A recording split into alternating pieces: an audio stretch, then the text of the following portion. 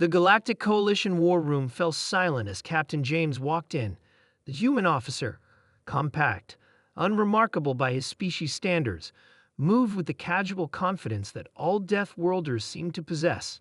The Coalition's finest warriors, representatives from 12 different species, watched in with a mixture of curiosity and unease. Commander Trell, the Varaxian war chief, towered 3 meters tall with armored exoskeleton glistening under the room's lights. His species had evolved on a world of perpetual twilight where predators stalked from shadows. They were natural-born warriors, feared throughout the galaxy. "This is the human specialist." Trell's translator conveyed his skepticism perfectly. Admiral Kovo, the Coalition's leader, nodded. "Captain James comes highly recommended by Earth Command. His unit specializes in irregular warfare against technologically superior opponents." The assembled aliens exchanged glances.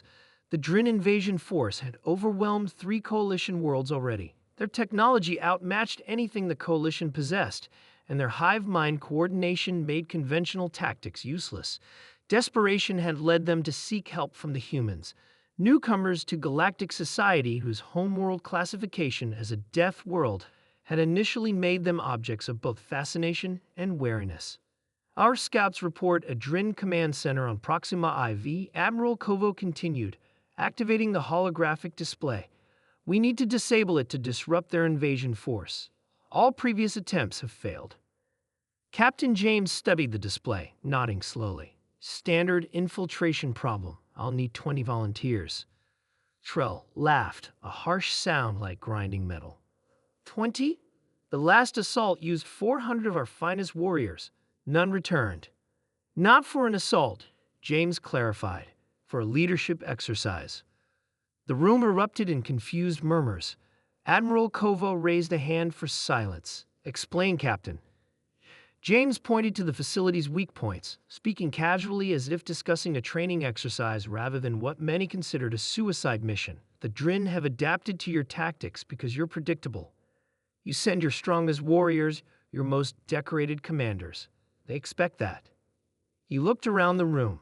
"I don't need your best. I need volunteers willing to follow orders from someone they don't know, on a mission where the plan will change without warning, where they might be ordered to do things that seem counterintuitive or even wrong." The Coalition representatives shifted uncomfortably. "This is how humans fight?" asked Neela, the Sidari representative whose species prided themselves on their rigid battle doctrines perfected over millennia. "This is how humans lead," James corrected. "On Earth, we train leaders to make decisions with incomplete information, to adapt when plans fail, and to accomplish the mission even when everything goes wrong." He smiled slightly, "And on Earth, something always goes wrong." 3 cycles later, 20 Coalition volunteers gathered in the staging area. None were high-ranking officers or decorated heroes, mostly younger warriors seeking to prove themselves. Captain James wore no ceremonial armor, carried standard equipment, and conducted no pre-battle rituals that most Coalition species considered essential. Instead, he gathered his team and explained the mission parameters in direct, simple language. "Our primary objective is to plant these disruptors at key locations," he explained, showing them the small devices. "Secondary objective is to gather intelligence on Drin capabilities. Survival is the third objective." Trell, who had insisted on observing, froze at this. "Survival is your third priority." James nodded. "Mission first, team second, self third. Basic leadership principle from a deaf world." The warriors looked at each other in shock. In Coalition forces, warrior survival was paramount. Dead heroes were celebrated, but living veterans were valued more. What followed over the next 12 hours would become legendary in Coalition military history. The small team infiltrated the Drin facility using erratic patterns and unconventional tactics. When discovered, instead of fighting to the last warrior as Coalition doctrine dictated, James ordered tactical retreats, diversions, and misdirection. Most shocking to the Coalition observers monitoring the mission was James's decision-making process.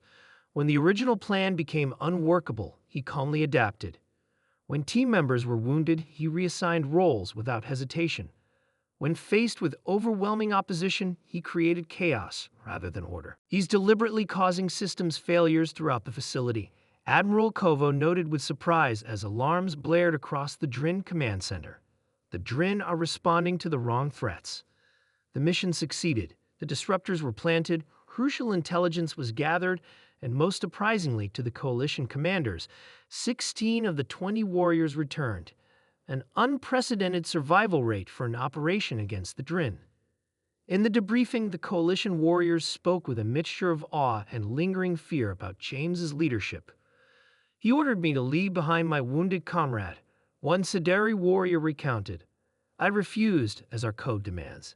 He didn't punish me. He simply said, "Your choice," and revised the plan instantly to accommodate my decision. Then later, he personally went back and retrieved my comrade when a better opportunity arose. The coalition's understanding of leadership was forever changed. The humans didn't lead through dominance or perfect battle doctrine. They led through adaptation, through embracing chaos rather than fighting it, through valuing the mission while simultaneously valuing each team member's agency. Death worlds don't create better warriors. Admiral Kovo concluded in his report. They create better leaders, beings who expect plans to fail, who thrive in confusion, who make impossible decisions without hesitation, yet never lose sight of why they fight. The Drin cannot adapt to human leadership because human leadership is itself adaptation. The war would continue, but after witnessing what humans considered basic leadership, the coalition's fear began to shift from the Drin to their new allies, the unassuming Death Worlders who treated the impossible as routine.